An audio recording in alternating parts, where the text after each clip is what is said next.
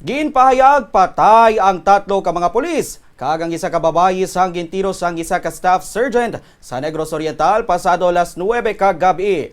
Ginkilala ang mga biktima nga Sanday Police Captain Jose Edro Hill Simafranca, Chief of Police sang Sibulan Municipal Police Station, Police Senior Master Sergeant Tristan Chua, Patrolman Ray Albert Temblor, kag Sheila May Dinanaw. Samtang ang suspect naman ginkilala kay Police Staff Sergeant Bonifacio Saicon nga nagsurrender man matapos ang isa ka oras nga pagpalagyo.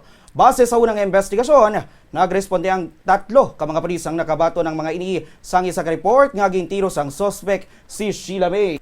Sang nagapabalik na ang mga ini sa police station dalang ila kaangay man nga pulis nga si Saicon, ginpahayag nga didto na natabo ang pagpangtiro patay sang suspect sa tatlo ka mga kapulisan. Sa karon, padayon pa ang investigasyon agud matulid ang matuod nga natabo.